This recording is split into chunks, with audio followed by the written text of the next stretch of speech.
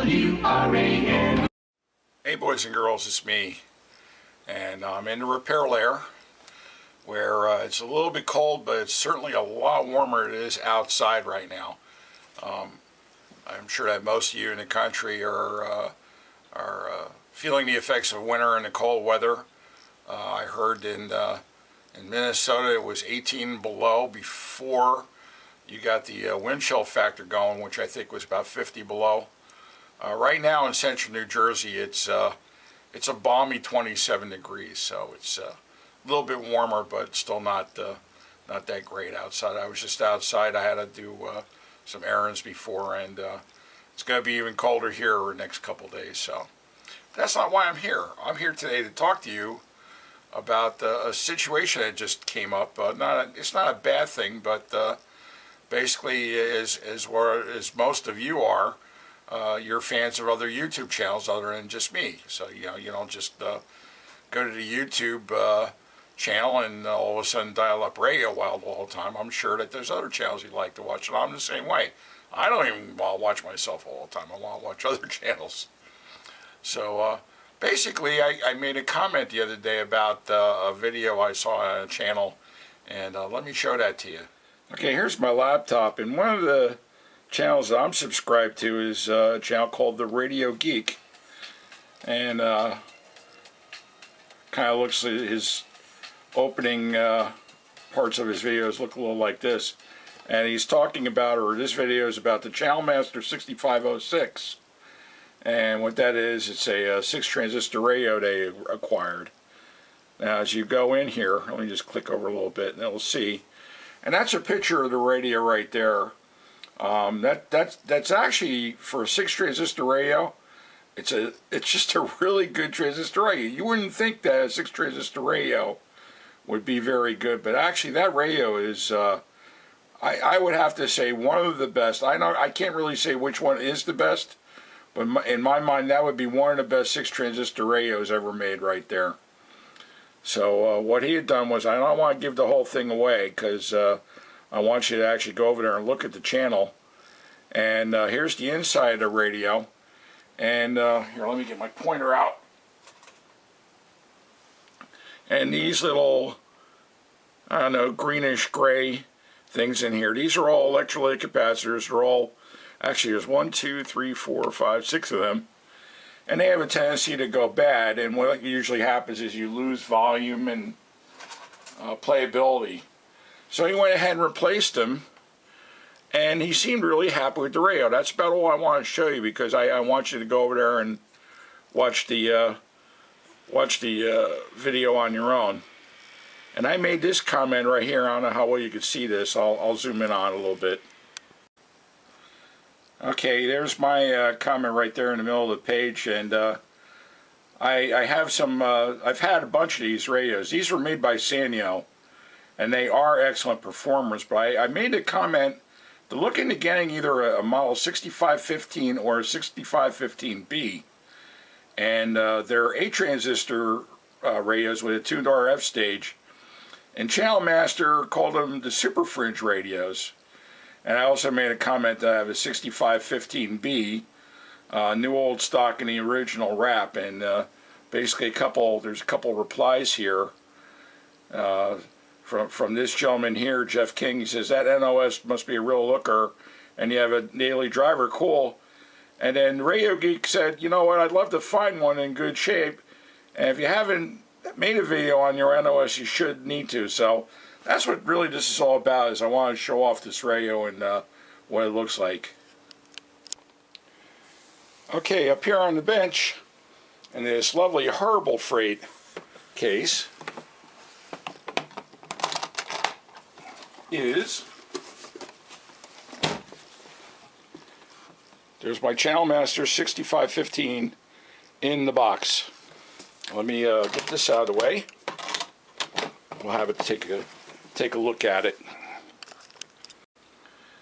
Okay, I have it up here up on the bench, and it just plainly says on it for an 8 transistor radio with RF stage right here. And this box is not the right one for this particular radio, because this radio is red, as you'll see, but it says black. on the box. These came in two colors. They came in black and they came in red. So let me take the cover off. And this one has some of the paperwork. Here's actually a picture of a 6506 right there. Okay, looks like that. And this is, I guess, Barbara sales flyer here. Oh, this is actually a breakdown of the 6506, showing all the schematic with all the transistors. I haven't opened this up in quite a long time. But here's the radio itself. Oh, and here's more of the paperwork. There's a warranty card and some other stuff here. Transistor radio warranty registration. Ellenville, New York. I'm not quite sure where that is. With the usual questions.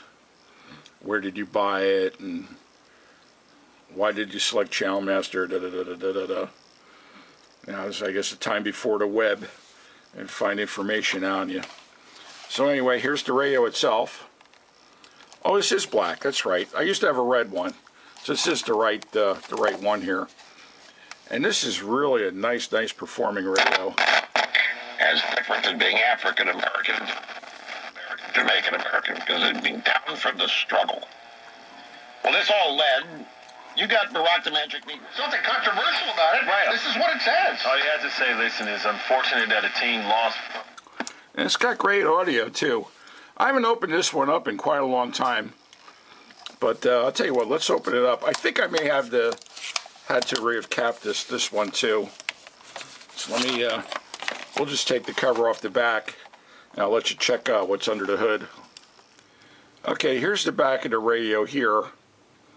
Unlike the 6506, which takes 4 AA's, the 6515 and the 6515B takes 4 C batteries here. And I did recap the radio. I could see 1, 2, 3, 4, 5, 6, 7, 8 capacitors that I replaced on this radio. So I've had this radio for a really long time. So this is kind of like my daily driver and my player. There's some features on this radio that are kind of neat. There's a external antenna jack right here, so it has like a miniature plug. If you had all the accessories, I don't have all the accessories with this radio. One of these is a headphone jack, and one of these is for a speaker. I think that's what that is. Let me see. Yep. Oh, it's 2 sets of earphones. Okay.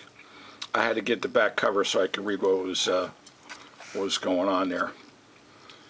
So I highly recommend this radio because this is like a little DX machine, and you can still find these in good condition, reasonably priced. When I say reasonable, probably for around the $30 bill, you could probably find a decent one that's probably close to this condition. Now there may be some doubters out there, and may not be taking my word for it, but this is actually a very good DX radio that is as good as a Zenith Royal 500, and that's saying a lot. And I have a bunch of Royal 500s, and in my opinion, this radio is just as good. The only thing that this radio lacks that the Royal 500 has is real fine tuning. Like vernier tuning like the 500 has. This doesn't have it. It just has a regular tuning string and like that.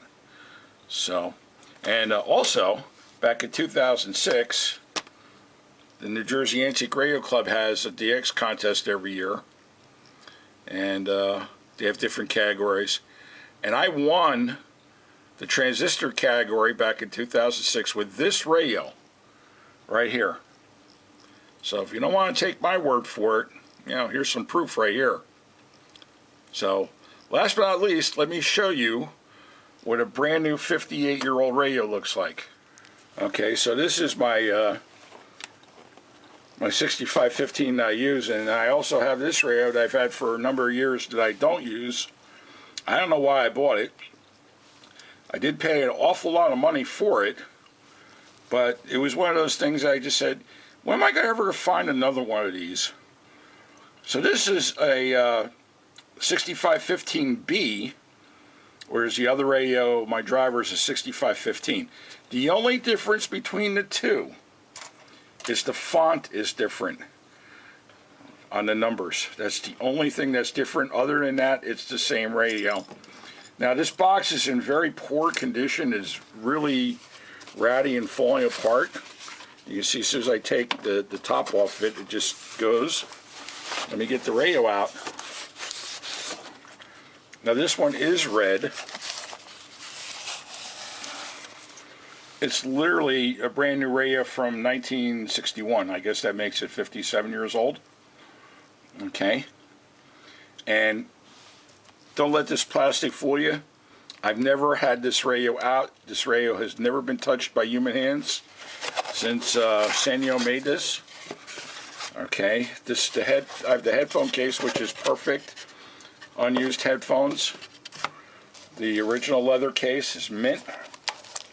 I don't have any of the accessories or any of the other things that came with the radio. Other than this paper, I got this paper here. And I got stuffed in here. I haven't had this radio out in probably about a year or so. But here's the wrapping. Let me turn the camera down a little bit so you can see. This is the original wrapping, folks. I am not kidding. This is how you got the radio when you bought it brand new. And here's a telltale sign of it right there. Look how yellow that tape is. I mean, there's some dirt on here, but it's all on the outside. I've never opened this radio. So this is quite literally a new old stock 59-year-old transistor radio. So I've been tempted to do it, but then, you know, once you open it up, you know, that's it. It's only new once. So I don't want to say it's my cold dead hands radio. I've got the warranty card, and I've got the original pamphlet for the radio right here, 6515B. I'm trying to remember what I paid for it. I think it was probably around $100 bill. That's what I paid for it. And I would think that it would take at least that to get it out of my hands. So, you know, I don't want to sell it, but everything's got a price if you're interested. And there you go. So anyway, I hope you enjoyed this. And you know, I'll be there's some stuff coming down the road. New Jersey Antique Radio Swap Meets in a couple months, and we have Kutztown in the spring. So hope you enjoyed that. Take care. Bye. Join us again when we bring you those unforgettable great moments in radio.